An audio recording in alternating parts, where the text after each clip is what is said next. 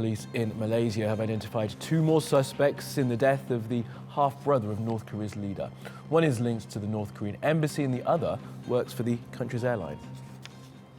Well, for more, we can speak to Nithyanantham Sivananthan, and he's a lawyer and council member of the International Criminal Bar. Mr. Siva, as I believe you're happy to be called, thank you for joining us on TRT World. Now, what do you make of the investigation so far into what's taking place and the fact that Malaysian authorities aren't actually naming this person as Kim Jong-Nam?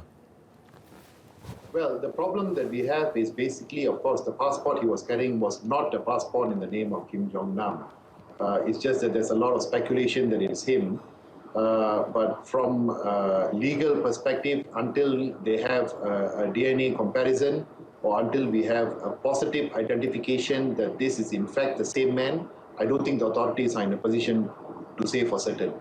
And they are waiting, of course, to try and get that DNA comparison by having some of his next of kin come forward. Now, they've been asked to come to Malaysia, but they haven't arrived yet. Yes, that appears to be the position. The latest we have heard is that his son may turn up. But I think the problem with this whole situation is his family members are obviously very reluctant to make themselves appear on television or to be seen. Because I understand that for reasons best known to them, they have been, in a sense, been very low profile. This death of, if it's Kim Jong-Nam, has perhaps brought them back into the limelight. But I'm quietly confident that a family member will contact the authorities and will provide the DNA, although that may not be publicized, so that the authorities are able to make a positive identification as to the identity of the deceased person. Mr. Siva, we're in the extraordinary position here with this case that a foreign national is killed in Malaysia, a foreign national of North Korea is killed in Malaysia. The Malaysian authorities do nothing to assist and instead accuse the country where the person was killed of being somehow complicit. Have you ever experienced anything like this? In fact, just to be clear, I think what they have said is that the suspects that they believe are the masterminds of the killing are North Korean. That is what they have said. They have, I think we have to differentiate between what people are saying and what the authorities are saying. The authorities have not accused North Korea of being part of the assassination, if it in fact was an assassination. Because remember, we still haven't got the toxicology report to confirm how death occurred. And until and unless it's confirmed that the death was caused by unnatural causes, you can't even call this a murder.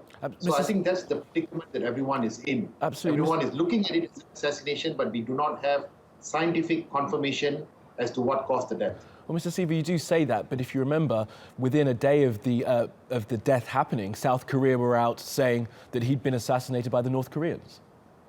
I mean, that's what the South Koreans are saying. What I'm saying is, as far as the Malaysian authorities are concerned, there was a press conference with the doctors involved from the Ministry of Health and the hospital and the forensic department. And I think what they have clearly stated is, at the moment, it's not a heart attack, it's not some other reason, there's no toxicology report, and they cannot positively confirm the cause of death. Okay. I think that was the latest that's been said by the authorities. That remains the case. Now, where do they go from here? If the North Koreans remain intransigent, remain of the position that somehow Malaysia are complicit in the death of this man and demand the body of Kim Jong-Nam be returned to them, what can Malaysian authorities do?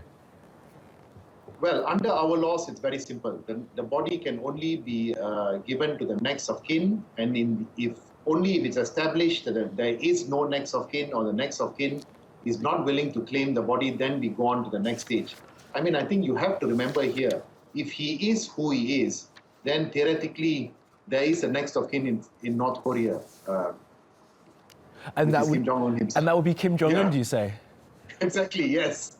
Well, that would be a remarkable turn of events if he was returned to them. So theoretically, if you look at it, he is in a position to claim the body of his half-brother. I mean, do you... just wild speculation here, but do you think that could be some of the tactic of North Korea here to try and delay this process so the body has to be returned eventually to them? I mean, that may be a case, but if you ask me, if you want to establish his identity, if you get the DNA from North Korea and it's a match and there is a claim made by North Korea, then I think under our laws, regardless of anything else, his brother has a right to his body if nobody else in his family wants it. Fascinating to talk to you. Nithyanantham Sivananthan joining us there from Kuala Lumpur. Thank you very much.